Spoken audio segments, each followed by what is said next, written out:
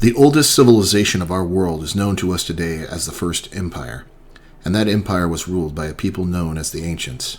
How long ago or when this empire existed is unclear, but what is known from the archaeological finds of their ruins is they inhabited all of our known continent.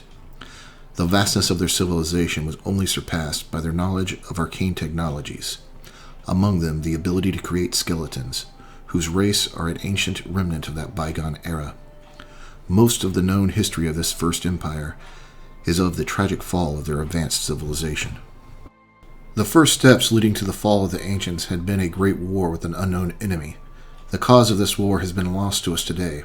We do know that weapons of esoteric power were wielded by both sides in this cataclysmic war. Among them were the great behemoths, skeletons of great size and power. It is said some were so large that they could reach beyond the skies of our world. With the behemoths at their side, the Ancients defeated their enemy, but only at a great cost to their empire. After the Great War, though victorious, the First Empire was left weakened and afraid of the great weapons they had wrought upon this world. The Ancients, seeing the power they had bestowed upon the behemoths, understood the great threat they represented to the Ancients themselves. In an effort to shield the First Empire from these great weapons whose purpose had long passed, the Ancients enacted a callous plan. Knowing the behemoths would obey the Ancients in all things, the Ancients ordered the behemoths into a vast pit, where they would be sealed off never to threaten the world with their power again. And so, all but one of the behemoths marched to their doom, a sacrifice to ensure the safety of those they dutifully served. The place of their march was known thereafter as obedience.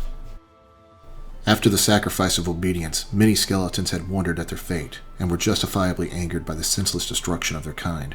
Fueled by the disenfranchisement of their creators, the skeletons planned vengeance upon the Ancients.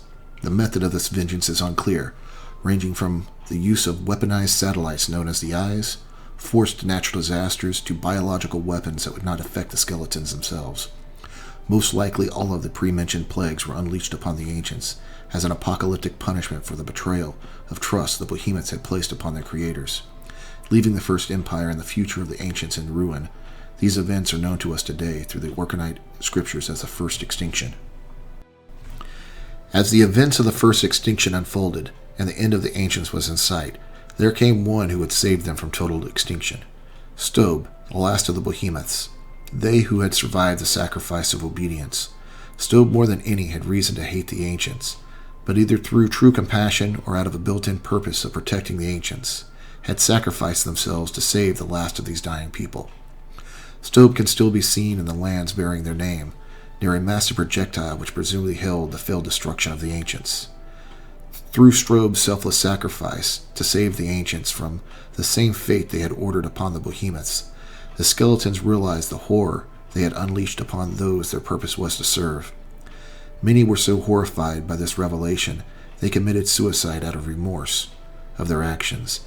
Still more, out of regret, wiped their memory of this horrific age.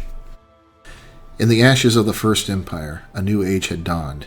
In this new world of ravaged desolation and sorrow, the Age of Chaos was born. What horrors occurred, or how long this age lasted, none can say. But after the passage of unsung generations, the next age of known history would be the rise of the Second Empire. After the fall of the First Empire, the Age of Chaos was born from the First Extinction, where all life was nearly wiped from the world. The Ancients who once ruled over this land as their own were laid low by the vengeance of their own creation. During this time of destruction, the skeletons in their rage had somehow sealed their own fate. Lost to them was the ability to create more of their own kind. Though now outnumbering the near-extinct Ancients, the skeletons had doomed themselves to a slow extinction, like the one they once wished upon their former masters. Through the long eons of this sorrow-filled age, the light of life once again took hold upon the world, and mankind slowly repopulated the devastation that they once lorded over, and slowly the Age of Chaos shed its darkness from this world. When the surviving skeletons of the Age of Chaos saw that life would once again take hold upon the land, they decided in their sorrow to try and absolve themselves of the sin of humanity's near destruction. To this end, they would try and find their redemption in the guidance and future development of mankind, and act as humanity's protector in a harsh land of unforgiving dangers. So now, as it was before, their purpose was clear. They would breathe life back into the diminishing embers of mankind and once again be of true service to their creators. In this age of rebirth and redemption, the skeletons plan to found a new empire, as a way of guiding their wards into a new era of promise. From the creation of this empire came a great leader known as Cat Lon. Through their strength of character and skills in both warfare and leadership, the skeletons held great admiration for Cat Lon, who quickly became the emperor of this second empire. However, the emperor was not alone in the rebirth of civilization. The great warrior Tin Fist was ever at the side of Cat Lon in this age of legend, helping to shape the future of this growing empire and the rebirth of life upon the world.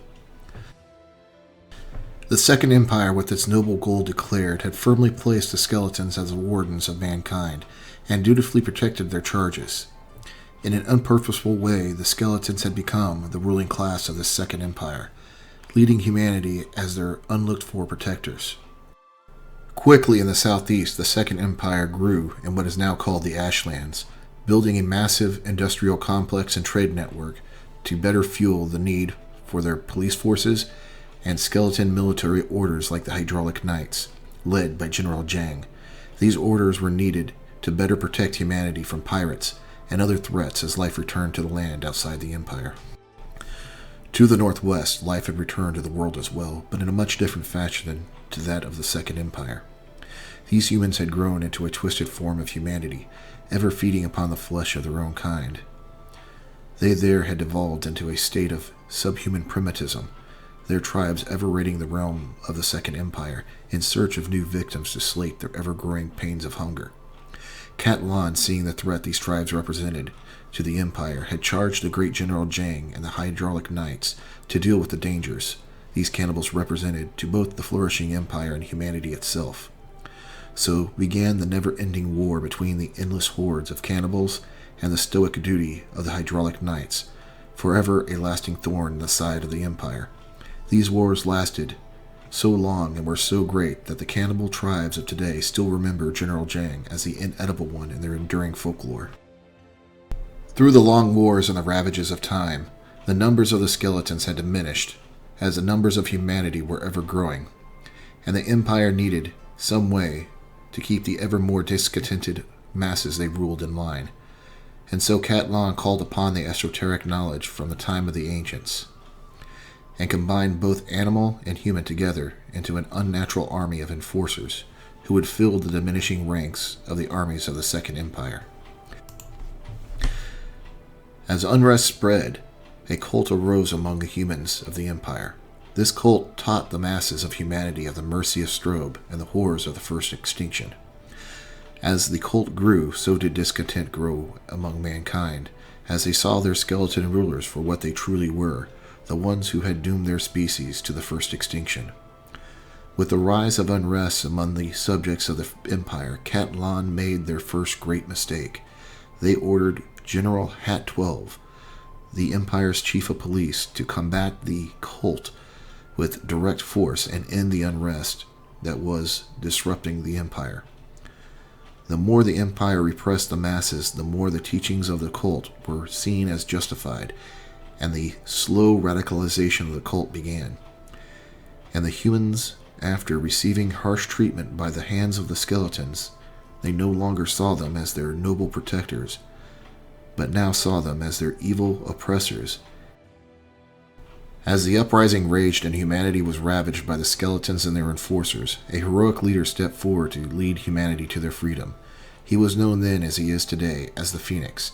After many battles, the cult had slowly won victories through their leadership, and was able to escape the oppression of the Empire through an exodus to settle the central lands of our continent, where their holy nation can still be seen today.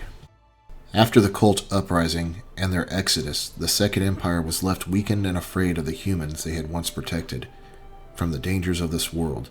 Life for those in the Empire would worsen as Cat Lon increasingly became paranoid and distrustful of humanity. More discontent would arise from the despotic measures taken by the Emperor. Among them, the imprisonment of human children, taken away from their family to ensure the loyalty of their parents. Even the Hydraulic Knights, once noble protectors of humanity and the Empire, were transformed into the brutish perpetrators of violence and execution of the downtrodden populace. Catalan and the Emperor had become the very thing which the skeletons themselves rebelled against so long ago during the First Empire.